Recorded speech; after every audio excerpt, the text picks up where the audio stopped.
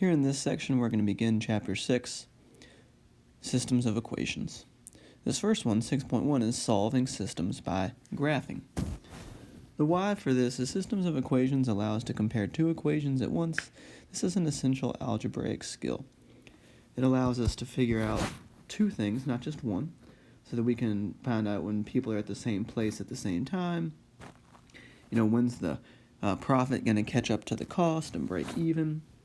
Two different people's work rates and their ability to complete a task.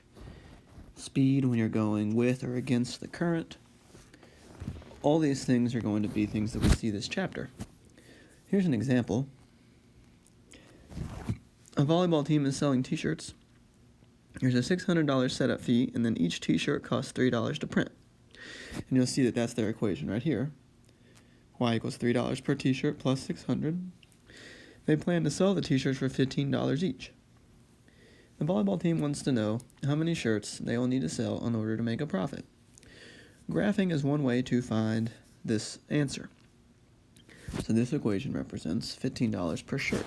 And where they cross over tells us how many shirts they're going to need to sell, which in this case would be 50, to not lose any money. And then at any point past that, they will be making money. Later on in this chapter, we'll do some inequality shadings, and then these graphs tell us even more. But that's just a quick example of what solving systems by graphing can do. All right. Two or more linear equations together form a system. In Algebra 2, you'll do three equations at once. Any ordered pair in a system that makes all the equations true is a solution. And what that's going to look like graphically is where they cross, because that's the only spot where they're both at the same place at the same time. Now, I'm not going to spend too much time on the y equals mx plus b component of this. We just finished that chapter. If you are having y equals mx plus b issues, you will want to see me before or after school, or ask me for some resources, because we will continue to need this skill all year. All right, I'm going to do this first one in blue. So y-intercept of -3. A slope of up 2 to the right 1. Or down 2 to the left 1. My second equation is y is equal to x minus 1. I'll do it in green. Y-intercept of -1, slope of up 1 over 1, or down 1 to the left 1. And when you graph this, you'll see that this particular solution is 2, 1. Now, what that point is if we plug it into both of the original equations, this is my x-coordinate and this is my y, it's the value that makes both of these equations true. So if I replace my y with 1 and my x with 2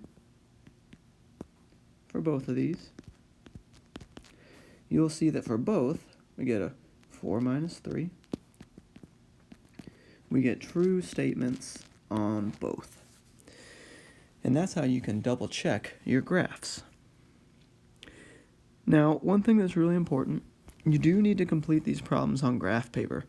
It can get very tricky to find out where these are crossing over if you're trying to do it by hand, because sometimes the lines are very close to one another, and it's hard to find their exact crossover points without graph paper. So here are some various practice examples.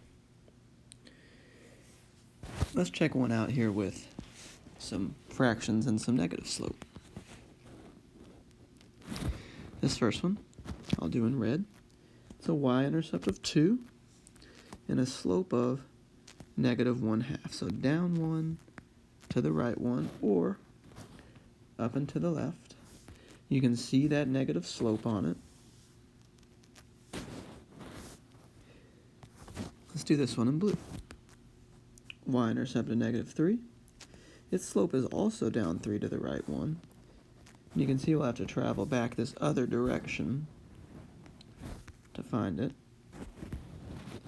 And this one's crossover spot is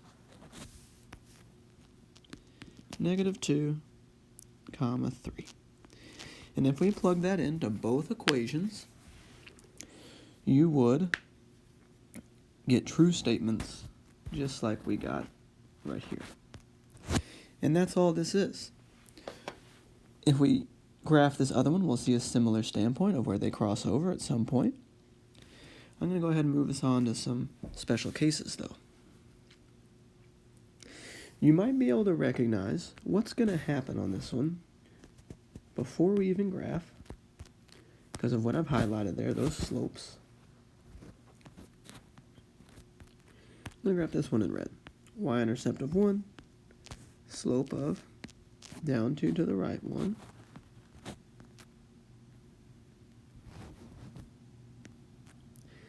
The second one starts at -1, and it also goes down 2 to the right 1.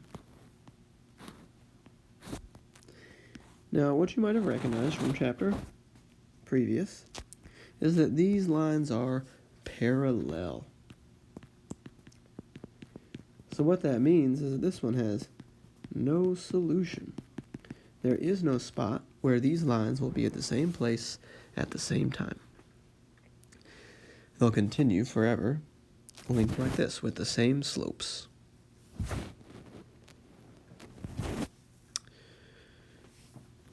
This is what we just said. When two lines are parallel, there are no points of intersection, so systems of linear equations has no solution when the graphs of the equations are parallel. All right. Let's check out this one. Now you might recognize that this top equation is not in y = mx plus b form. We can fix that by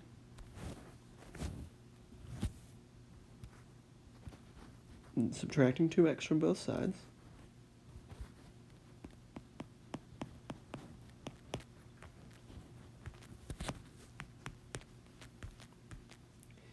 And then dividing everyone by 4. Leaving yourself with y is equal to -1/2 x plus 2. And when you compare it to this equation, you might recognize that they are the exact same. So as you can imagine, this one, when we graph it, I'm graphing both of them at the same time. Y-intercept of 2, slope of down 1 to the right 1, or up 1 to the left 1.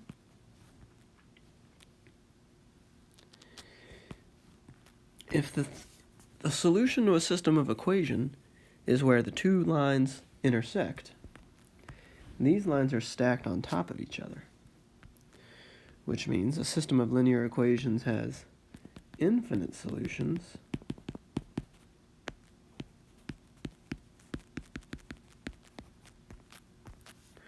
when the graph of the equations are identical.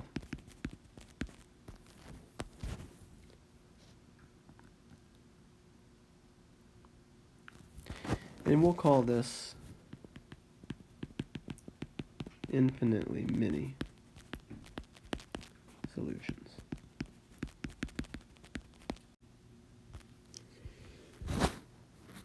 There's an infinite amount of points on this line that work, but it's not saying that every point ever works.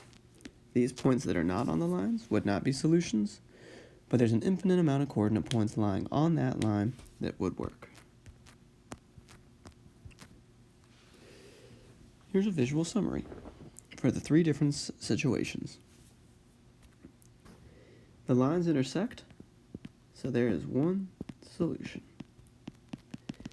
What's going to make this happen, because we're about to answer this question down below here as well, is how could I even determine without seeing a picture if something's going to have one solution, no solution, or infinitely many solutions, and you see the pictures. One solution will occur when you have different slopes. Notice that these lines have different slopes, and they cross over. Any lines with different slopes will cross over at some point. These lines are parallel, so there are no solutions. How you can determine that without even having a graph is if you recognize that you have the same slope and different y-intercept.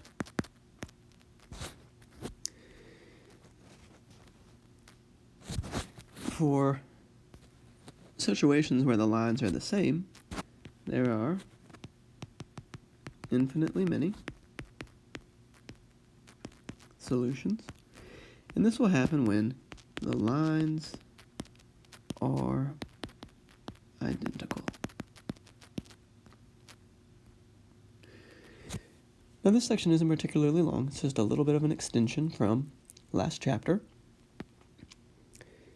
The homework is on plus portals for you. We won't be using the textbook for this chapter.